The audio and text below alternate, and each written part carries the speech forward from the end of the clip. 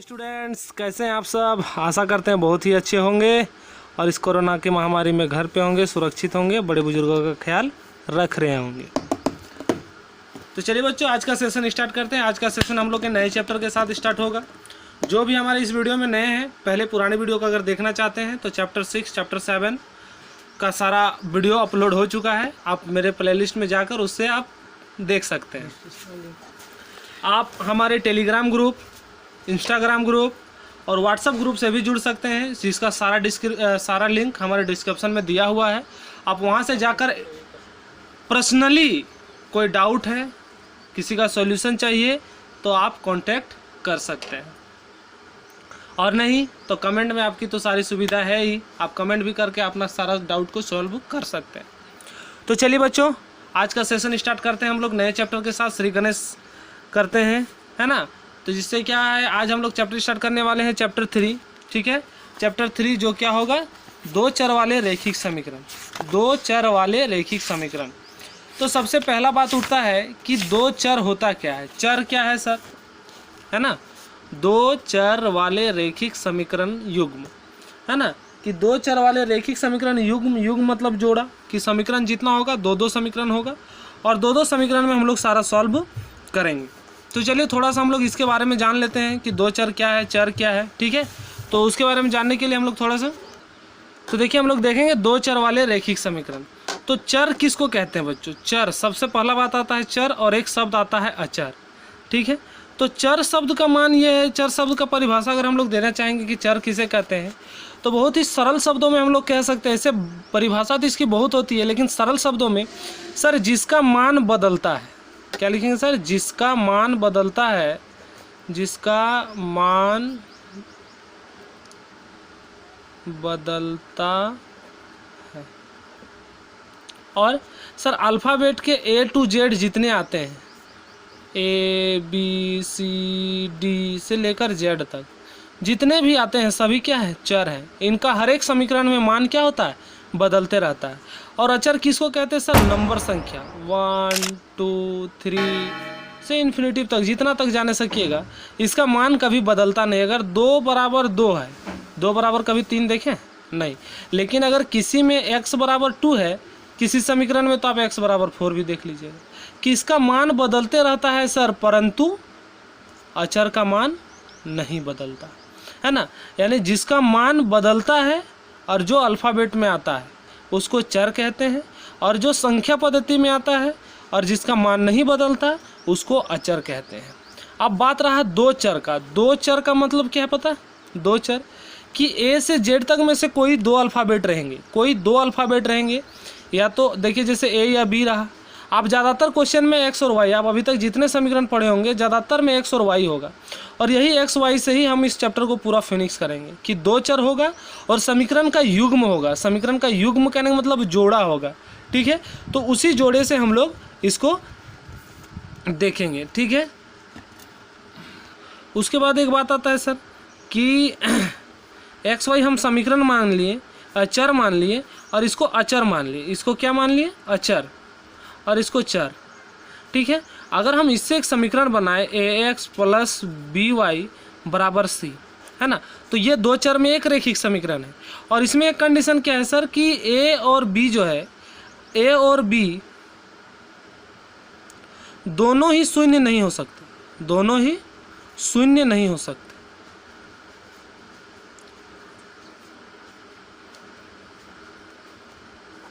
अगर दोनों में क्या एक शून्य हो गया तो फिर तो एक चर वाला हो गया, दो चर में तो फिर रहेगा ही नहीं, है ना। तो इसीलिए क्या कहा गया कि दोनों ही शून्य नहीं हो सकते। उसके बाद हम किसी भी समीकरण का एक लाइन खींच सकते हैं ग्राफ में, हम लोग आगे देखेंगे। तो ग्राफ का अगर इस समीकरण द्वारा ये लाइन खींचा गया है, तो इस लाइन में कहीं पर भी वो बिंदु होगा, कहीं पर भी वो बिंदु होगा, और उस बिंदु का मान क्या होगा, इस समीकरण का क्या होगा, सॉल्यूशन होगा। इस समीकरण का क्या होगा, सॉल्यूशन होगा। तो उससे हम लोग इसका हल प्राप्त कर सकते हैं। हम लोग किसी भी बिंदु पर हम उस समीकरण का मान निकाल सकते हैं।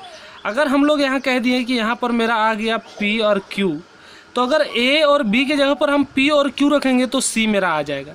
ऐसे समीकरण का हल कहते हैं। ठीक है, एक पॉइंट और है इसमें बच्चों, 2 पॉइंट और 1-2 पॉइंट है जो हम आप लोग को बताना चाहेंगे। क्या होता है, ये तो हो गया। और एक पॉइंट क्या होता है कि, और हम लोग आगे के में पढ़ेंगे, जब हमारे पास 2 समीकरण होगा तो 2 लाइनें होंगी, और 2 लाइन में ये जो होता है ये ग्राफ लाइन होता है, एक्स अक्ष और वाई अक्ष। और जब 2 लाइन जहाँ पर प्रतिच्छेद करेगी, जिस बिंदु पर प्रतिच्छेद करेगी, उस बिंदु का जो मान होगा ये दोनों समीकरण का मान होगा। 2 समीकरण जो प्रतिच्छेद करेगी, दोनों समीकरण का मान जो होगा वो यही होगा। इस मान को अगर हम 2 समीकरण में पुट करेंगे तो दोनों समीकरण पे क्या होगा, सेटिस्फाई होगा, है ना, दोनों समीकरण को संतुलित करेगा। तो इस तरह से हम लोग चैप्टर को आगे बढ़ाते हुए हम लोग थोड़ा थोड़ा सा कुछ एक मान लेके हम लोग चलेंगे, और बीच बीच में हम लोग इस पर चर्चा करते रहेंगे बहुत ही अच्छे तरीके से। और जहाँ कहीं भी डाउट हो कमेंट करते रहिए, हम आप लोग का सॉल्यूशन देते। चलिए तो हम लोग स्टार्ट करते हैं आज का पहला प्रश्नावली 3.1, है ना, कि आफ्ताब अपनी पुत्री से कहता है, आफ्ताब अपनी पुत्री से कहता है 7 वर्ष पूर्व, पूर्व मतलब पहले, है ना, पूर्व मतलब पहले, ठीक है, और बाद का मतलब तो समझ रहे हैं बाद में। पूर्व मतलब पहले, कि 7 वर्ष पूर्व मैं तुमसे 7 गुनी आयु का था, अब से 3 वर्ष बाद, 3 वर्ष बाद मतलब फ्यूचर में, 3 वर्ष बाद मैं तुमसे केवल 3 गुना आयु का रह जाऊंगा। क्या यह मनोरंजक है, पूछ रहा है, क्या यह मस्ती है? इस स्थिति को बीजगणित एवं ग्राफीय रूप में व्यक्त कीजिए। जो इसको क्या कहा गया कि 2 समीकरण बनाइए, एक तो ये 7 वर्ष पूर्व वाला बनेगा, एक 3 वर्ष बाद वाला बनेगा, और जो 2 समीकरण आएगा उन दोनों समीकरण को एक ग्राफ में इसको क्या कीजिए, निरूपित कीजिए। तो वो भी हम लोग करेंगे। तो चलिए आज का सेशन हम लोग स्टार्ट करते हैं। एक बार सबको थम्स अप दबा के, लाइक दबा के एक बार इंप्रेस कर दीजिए हमको कि सर हम आपके साथ हैं, वीडियो को आगे कीजिए। तो चलिए सबसे पहले हम लोग स्टार्ट करेंगे कि क्या क्या वह बोला है। एक तो बात है यहाँ पर आफ्ताब का और उसकी पुत्री का। तो सबसे पहले इस तरह का जब भी आता है तो हम लोग वर्तमान मान लेते हैं, है ना, तभी हम इस पर कुछ कर पाएंगे कि वर्तमान आयु उसकी क्या है। तो सबसे पहले हम लोग उसको लिखेंगे, क्वेश्चन नंबर 1,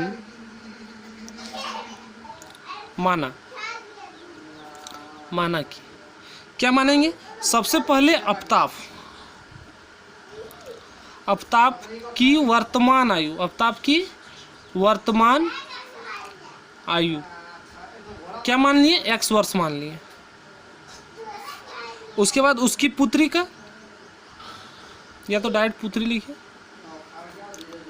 पुत्री की वर्तमान आयु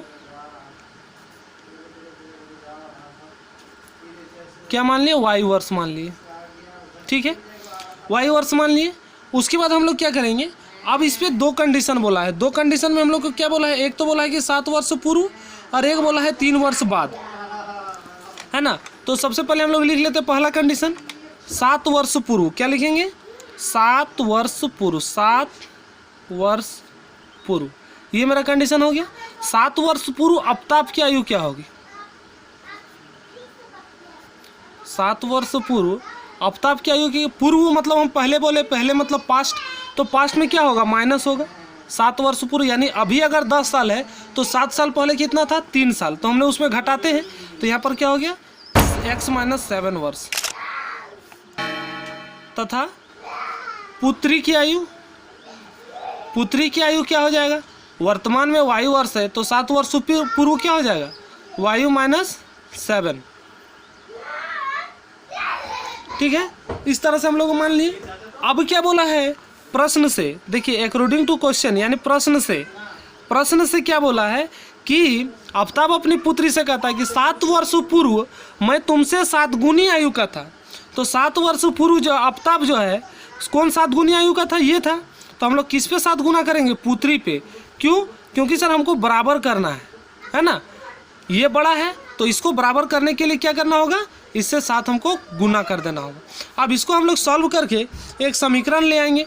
तो समीकरण आएगा कैसे, 7 से ये दोनों इंटू हो जाएगा, क्या हो जाएगा, 7y - 49। अब क्या करेंगे, x इधर प्लस में, इसको इधर ले आएंगे माइनस में, और यहाँ -49 है और ये -7 उधर जाएगा तो प्लस में क्या हो जाएगा, 35। इसको मान लिया इक्वेशन 1, ठीक है, ये कंडीशन हो गया। अब दूसरा कंडीशन में क्या बोला है, 3 वर्ष बाद, 3 वर्ष बाद। तो 3 वर्ष बाद आफ्ताब की आयु क्या हो जाएगा बाबू, आफ्ताब की आयु, आफ्ताब की आयु क्या हो जाएगी, आफ्ताब की आयु अब 3 वर्ष बाद यानी फ्यूचर में, तो आफ्ताब का वर्तमान में x वर्ष है तो 3 वर्ष बाद कितना हो जाएगा 3 प्लस हो जाएगा इतना वर्ष। और पुत्री की आयु क्या हो जाएगा,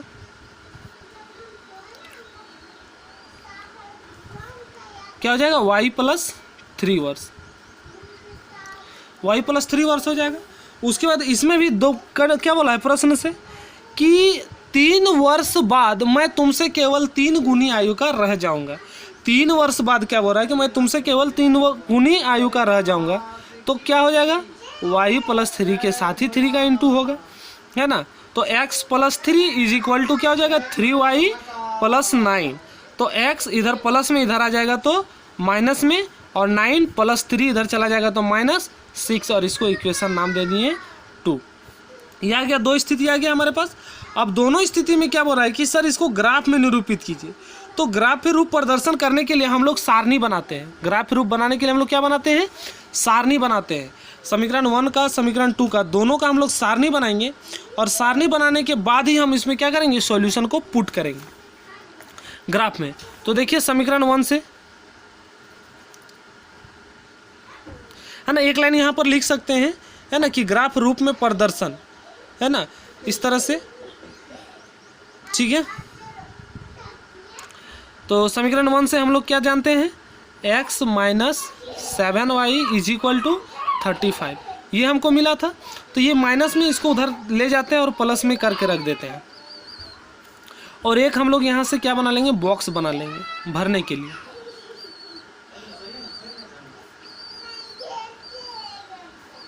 आप 2, 3 जितना चाहे भर सकते हैं, लेकिन मिनिमम 2 होना चाहिए। हम लोग 2 पे ही चर्चा करेंगे इस तरह से, और यहाँ पर लिख देंगे सारणी, ठीक है, यहाँ पे सारणी लिख देंगे और 2 बॉक्स बना लेंगे।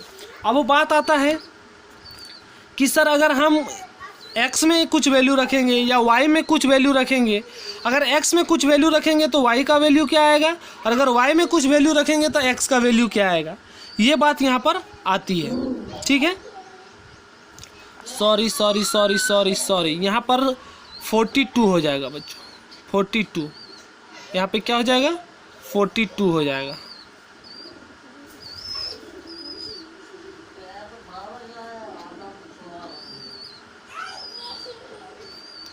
ठीक है, 42 हो जाएगा। यहाँ पे मिस्टेक एक हो गया, वो भी माइनस पे होगा, किस पे होगा, माइनस पे होगा, माइनस पे हो जाएगा 42, ठीक है। तो चलिए हम लोग आगे देखते हैं, है ना।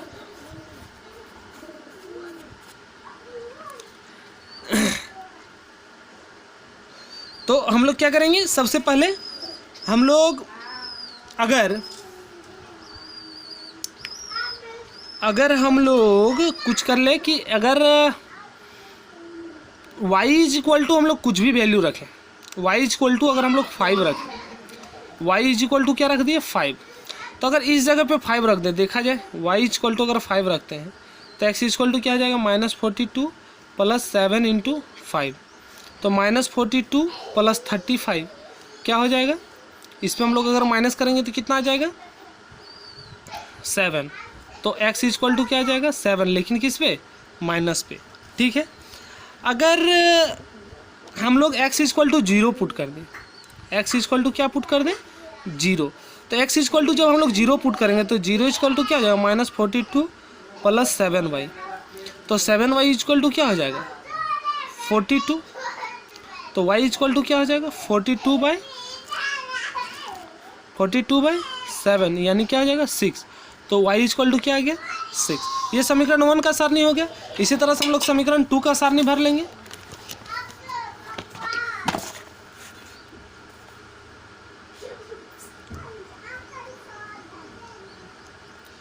समीकरण 2 का सारणी क्या आया था, x minus 3y is equal to 6, यही ना आया था, x minus 3y is equal to 6 आया हुआ था। अब उसी तरह फिर से यहाँ हम लोग एक ठो सारणी बनाएंगे।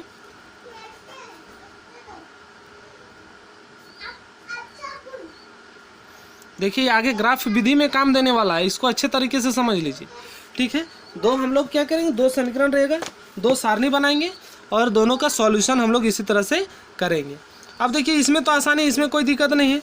एक बार x को 0 रख दीजिए, x को अगर हम लोग 0 रख देंगे जब x इज इक्वल टू 0 लेंगे तो 0 यहाँ लिख दीजिए जब, ठीक है, जब x इज इक्वल टू 0 तो 0 माइनस 3y बराबर 6, तो y बराबर क्या हो जाएगा, इधर मल्टीप्लाई में उधर चला जाएगा तो डिवाइड में, यानी -2, तो y इज इक्वल टू क्या आ जाएगा -2।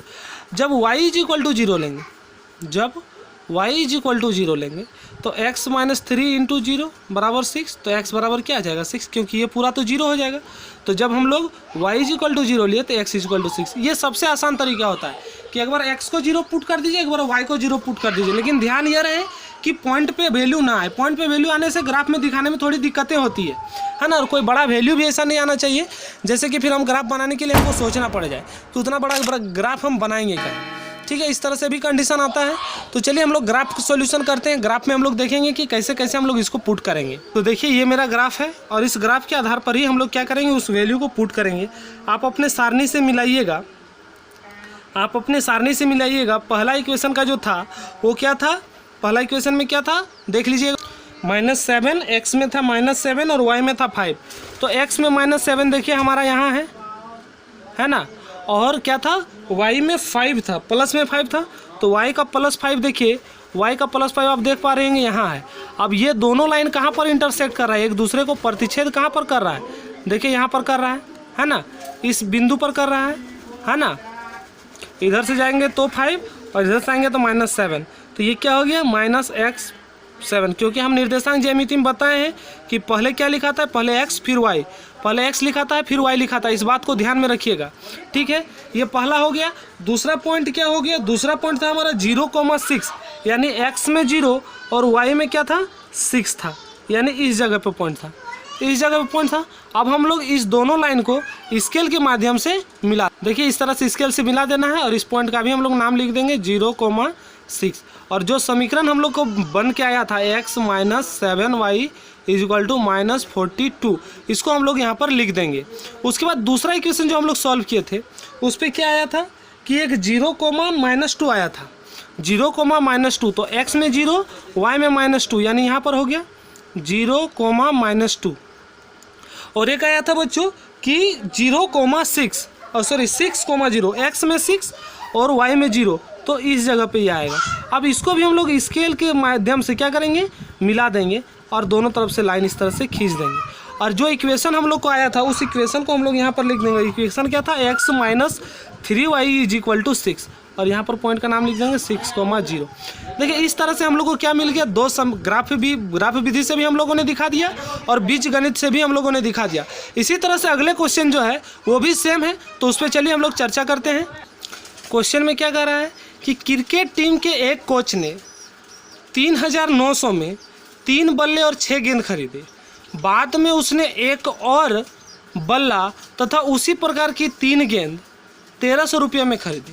इस स्थिति में बीजगणित तथा ग्राफिक रूपों में व्यक्त कीजिए, है ना। क्या करा कि इस स्थिति को बीजगणित और ग्राफिक रूप में हमको क्या करना है, व्यक्त करना है। तो ये बहुत ही आसान बनेगा। चलिए इसमें ज़्यादा कैलकुलेशन नहीं है, आसानी से बन। सबसे पहले हम लोग लिखेंगे कि जो हम लोग को मानना पड़ेगा, क्योंकि देखिए उसने बल्ला खरीद लिया, बल्ला की संख्या दिया हुआ लेकिन कितना में खरीदा ये नहीं दिया हुआ है, तो हम लोग उसी को मानेंगे। ये माना कि एक बल्ले की कीमत या मूल्य लिख सकते हैं, एक बल्ले की मूल्य, एक बल्ले का मूल्य हम लोग क्या मान लिए 100 रुपया, ठीक है। तथा एक गेंद, दो ही चीज़ खरीद रहा है, एक बल्ला और एक गेंद, तो एक गेंद का मूल्य क्या हो जाएगा y रुपया। इस तरह से हम दोनों का मान लिए मूल्य, है ना। अब क्या बोला है कि प्रश्न से, अब हम लोग डायरेक्ट चलेंगे इस प्रश्न से, क्योंकि इसमें ज़्यादा ये नहीं है, वो उम्र वाले पे वो कंडीशन होता है, इस पे नहीं। प्रश्न पे पहला कंडीशन क्या बोल रहा है कि क्रिकेट टीम के एक कोच ने 3900 रुपया में 3 बल्ले, तो एक बल्ले का दाम x, तो 3 बल्ले का दाम 3x, तथा 6 गेंद, तो एक गेंद का दाम y, तो 6 गेंद का दाम 6y, और दोनों को जोड़ दिए तो कितना रुपया अदा किया 3,900। कॉमन ले जाके हम लोग इसको हटा सकते हैं या फिर इसको इसी तरह से रहने दे दीजिए, क्योंकि कॉमन लेके जाएंगे तो अगला कंडीशन जो है वो मैच कर जाएगा, फिर मज़ा नहीं आएगा बनाने में। उसके बाद क्या कह रहा है कि उसने बाद में उसने एक और बल्ला, तो एक और बल्ला मतलब x और 3 गेंदें, क्या कह रहा है कि 3 गेंदें, है ना, तो 3y कितना में खरीदा 1,300 रुपया में खरीदा, इसको हम लोग नाम दे दिए समीकरण 2। ठीक है ना। या तो आप यहाँ पर 3 कॉमन भी ले सकते थे, 3 कॉमन भी ले लीजिएगा तो कोई दिक्कत नहीं है ना, उसमें भी कोई बहुत बड़ी बात नहीं है, आराम से बन जाएगा। ठीक है, तो ले लेते हैं यहाँ पर हम लोग 3 कॉमन, अच्छा रहेगा। तो x प्लस क्या हो जाएगा 2y बराबर 3900। अब इसको जब यहाँ से हम लोग कटिंग करेंगे तो क्या हो जाएगा 13 यानी 1300 रुपया। ठीक है,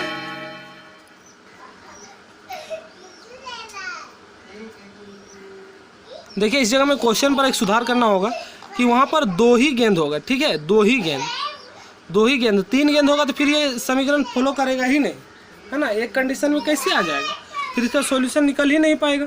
क्योंकि यहाँ पर देखिए अगर हम कॉमन ले रहे हैं तो 1 बल्ले और 2 गेंद का कीमत 1300 है, और फिर वहीं पर क्या 1 बल्ले और 3 गेंद का भी कीमत 1300 रुपया होगा, ऐसा तो नहीं। क्योंकि यहाँ पर बोल रहा है उसी तरह उसी प्रकार की 3 गेंदें, है ना, ये कंडीशन यहाँ पर बोल रहा है, तो वो तो कम से कम फॉलो होगा ही नहीं, तो थोड़ा सा यहाँ पर मिस्टेक है ना। उसके बाद हम लोग इसको क्या करेंगे, ये तो बीजगणित निरूपण हो गया। बीजगणित यही कहता है, बीजगणित निरूपण हम लोगों ने कर दिया। अब हम लोग को ग्राफ दिखाना है, तो ग्राफ दिखाने के लिए समीकरण 1 पे पहले हम लोग जैसे उस पर किए थे उसी तरह से समीकरण 1 से, है ना। समीकरण 1 क्या कर रहा है x + 2y = 1300, और उसका हम लोग यहाँ लिख देंगे सारणी। ठीक है, सारणी। अब सारणी पे हम लोग क्या करेंगे, वही x और y कंडीशन हम लोग लेंगे, 2 कंडीशन, क्योंकि 2 चर वाला है तो 2 चर हम लोग लेंगे x और y। ठीक है, उसके बाद क्या कंडीशन आता है कि हम यहाँ पर अब वैल्यू लेंगे, कुछ भी तो बहुत बड़ा आ रहा है, तो हम लोग क्या करते हैं, या तो 0 ले लीजिए या तो कुछ भी आप सूटेबल ले सकते हैं, कुछ भी। ठीक है, तो अगर हम लोग y में हम लोग कुछ ले लें, y पे अगर हम लोग ले लेते हैं, y पे हम लोग 4 ले लेते हैं, 400 ले लेते हैं। तो देखिए बार बार इस सॉल्व को करके दिखाना नहीं है। ठीक है, हम आप लोग के लिए सॉल्यूशन के लिए लिख दे रहे हैं। ठीक है, 400 अगर हम ले लिए तो x + 2 × 400 बराबर 1300। तो x बराबर क्या हो जाएगा 1300 माइनस 4 दूना 800, तो यहाँ 800 आ जाएगा, यानी x बराबर क्या आ जाएगा 500। तो यहाँ x बराबर 500। इस तरह से दूसरा कंडीशन में जब हम लोग लेंगे, दूसरा कंडीशन में अगर हम लोग x का मान 100 ले ले, या x का मान 200 ले ले, या 300 ले ले। अगर x का मान हम लोग 300 ले ले तो ध्यान से देखिए, जब x का मान हम लोग 300 लेंगे तो इधर आ जाएगा तो माइनस हो जाएगा 300, तो यहाँ 2y बराबर 1000 बचेगा, तो y बराबर क्या हो जाएगा 500। इस तरह से हम लोग, ठीक है, ले सकते हैं कि जब x बराबर 300 लेते हैं तो y बराबर 500 आता है, और जब x बराबर 500 लेते हैं तो y बराबर 400 आता है। इस तरह से हम लोग समीकरण 1 का सारणी निकाल लिए। इसी तरह से समीकरण 2 का हम लोग सारणी निकालेंगे। समीकरण 2 से समीकरण 2 भी यही कर रहा है, x + 2y बराबर 1300।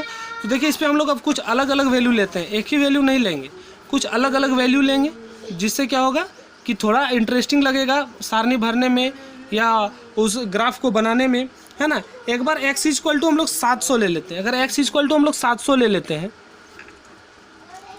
x = 700 ले लेते हैं, तो 700 इधर जाएगा, 700 माइनस होगा तो बचेगा 600। अब 600 को 2 से डिवाइड करेंगे तो कितना हो जाएगा 300।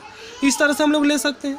अगर एक कंडीशन ले सकते हैं कि अगर x = 300 लेंगे, x = 300 लेंगे तो उधर जाएगा, फिर वही कंडीशन आ जाएगा 500, और हाँ वही ले लेते हैं, एक मैच करेगा तो कोई दिक्कत नहीं है। इस तरह से हम लोगों ने ले लिया। तो ये अब सारणी भरने वाली चीज़ है, तो चलिए हम लोग सारणी में देखते हैं। अब देखिए हम लोगों ने ग्राफ तैयार कर लिया है। हो सके तो आप माइनस में भी इधर दे सकते हैं, बट माइनस में नहीं है तो हम लोग उतना मेहनत नहीं किए हैं। यहाँ माइनस का भी 100 दे सकते हैं, यहाँ माइनस का 200। इस तरह से हम लोग आगे भी इधर माइनस में दे सकते हैं। तो हम लोगों ने x एक्सिस और y एक्सिस को दिखाया हुआ है जो प्लस में है। तो सबसे पहला इक्वेशन का सॉल्यूशन आप देख रहे होंगे कि हम लोग क्या लिए हैं कि x = 500, तो x = 500, तो ये हो गया 500।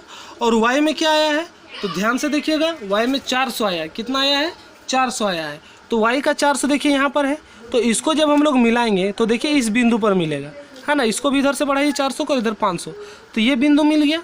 तो हम लोग यहाँ इसको नाम दे दिए कितना 500, 400, ये हो गया। अब दूसरा बिंदु हम लोगों को क्या मिला है, दूसरा बिंदु हम लोगों को मिला है कि 300, x में 300 और y में 500। तो देखिए यहाँ पर हो जाएगा 300 और 500। यहाँ ध्यान रखना x वाला वैल्यू को पहले लिखना है। अब ये हो गया, अब हम लोग इसको मिला देंगे, ठीक है। देखिए हम लोगों ने मिला दिया। इक्वेशन का हम लोग नाम लिख देते हैं। जो इक्वेशन मेरा आया था x + 2y = 1300। अब दूसरा इक्वेशन हम लोग को देखना है। तो दूसरा इक्वेशन हम लोग क्या देखेंगे कि जब x में 700 तो y में 300। देखिए ये लाइन हम लोग थोड़ा गलत खींचे, यहाँ पर मिलना चाहिए था, ठीक है। इस लाइन से जाएगा, स्केल से खींचने से क्या होगा कि सीधा जाएगा, इस लाइन से होते हुए जाएगा। तो यहाँ पर आ जाएगा, ये क्या आ जाएगा, x में 700 और y में 300, इस तरह से जाएगा। उसके बाद एक कंडीशन और था कि 500 और 400 वाला लिए थे, तो 500 और 400 तो यहीं हो जाएगा, है ना। इस तरह से हम लोग ले सकते हैं कि ये जो आया ये भी इसी इक्वेशन का लाइन आया, x + 2y = 1300। तो यहाँ से आप लोग समझ सकते हैं कि जब इक्वेशन समान हो तो जो दो बिंदु होगा वो एक ही रेखा पर क्या करेगा, लाई करेगा, एक ही रेखा पर होगा, है ना। इस चीज़ से हमको ये सीख मिलता है। अब क्वेश्चन नंबर 3 जो है ये हम आप लोगों से उम्मीद रखते हैं कि आप लोग बना के हमें कमेंट कीजिएगा, और MS क्लासेस वाले हमें ग्रुप पे मैसेज कर दीजिएगा बना के सॉल्यूशन को। बहुत बच्चे मैसेज नहीं करते हैं, तो सभी से अनुरोध है कि सबको अगर देख रहे हैं तो कम से कम हम जो मेहनत कर रहे हैं आपके पीछे उसका प्रूफ दीजिए कि सर हाँ सर आपका मेहनत का फल हम लोग दे रहे हैं, देखिए हम लोग भी मेहनत कर रहे हैं, ठीक है। तो चलिए हम लोग आगे सेशन में 3.2 एक्सरसाइज को रिविजन करेंगे, उसको हम लोग पढ़ेंगे, जो उससे इंपॉर्टेंट क्वेश्चन बनता है उसके बारे में हम लोग चर्चा करेंगे। ये सिर्फ आप लोग का आज इंट्रोडक्शन क्लास था, ये एग्जाम पॉइंट ऑफ व्यू से उतना ये तो नहीं है, बट इसकी जानकारी होना आवश्यकता है, तब आप लोग आगे चैप्टर पढ़ पाएंगे। तो चलिए बच्चों, धन्यवाद।